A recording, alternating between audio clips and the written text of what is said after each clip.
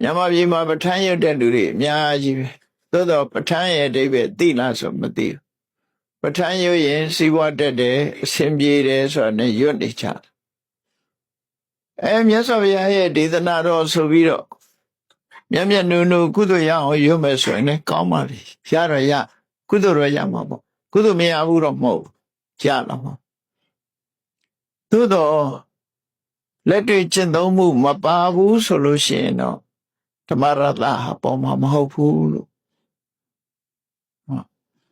အလားတူဖြစ်လာလို့ဆိုမဖြစ်ဘူးခုနသူများနွားအငှားကြောင်းရတဲ့လူကကြောင်းကလေးတော့ရအောင်မှာပေါ့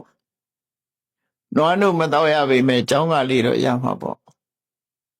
အဲ့မှာပြောခြင်းပြောကြမှာပေါ့အဲ့ဒီကြောင်းကလေးရတာနဲ့နွားတို့ဝယ်တော့ရပါတယ်လို့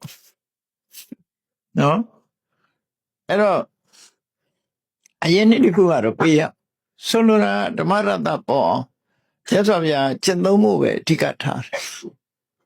မကျင့်သုံးမှုဆိုလို့ရှိရင်ဓမ္မရတ္တကိုရရှိမှာမဟုတ်ဘူးတစ်လုံးသိတစ်လုံးလိုက်နာနှလုံးသိနှလုံးလိုက်နာသိတော့သိတယ်မလိုက်နာဘူးဆိုတာမျိုးမဖြစ်စေဘူးလို့ဒီဒေသနာတော့ဆုံးမဩဝါဒပေးလို့တာအဲ့လိုပဲဆိုလို့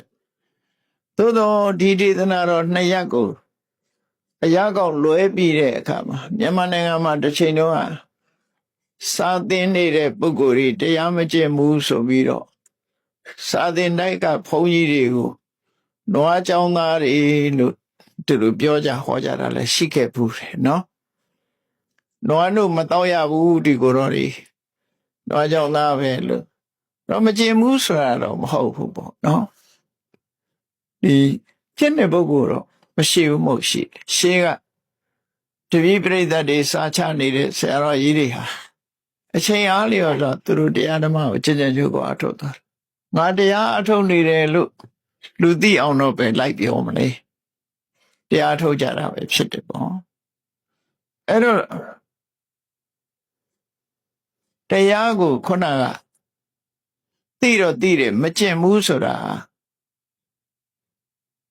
စာတခြားလူတခြားဖြစ်ပြီးတော့နေတာမျိုးဆိုလို့လေသို့မဟုတ်လှုပ်တဲ့လှုပ်ထိုက်တဲ့အလုပ်တွေကိုမလှုပ်တာပြည်ပြည်ဝါဝလှုပ်တဲ့ရတဲ့နဲ့မလှုပ်တာလှုပ်နိုင်ရတဲ့နဲ့မလှုပ်ဘူးဆိုတဲ့ပုံကိုမျိုးတွေကိုရည်ညွှန်းပြီးတော့မြတ်စွာဘုရားစ조사အထောက်ဖို့တိုက်တွန်းလို့ရင်းပဲဖြစ်တယ်ပေါ့ဘုရားဟောတဲ့အဆုံးအမနည်းနည်းသိနည်းနည်းလို့လောကလူတွေသိတော့သိတယ်မလှုပ်ဘူးဆိုလို့ရှိရင်အကျိုးကျေးဇူးဟာအပြည့်ဝတော့ရမှာမဟုတ်ဘူးလို့ပြောတယ်သိပြီးလိုက်နာကျင့်သုံးရမယ်အဲ့ဒါမှအကျိုးကျေးဇူးကိုရမယ်လို့ဒီလိုဆိုလိုတာပေါ့နော်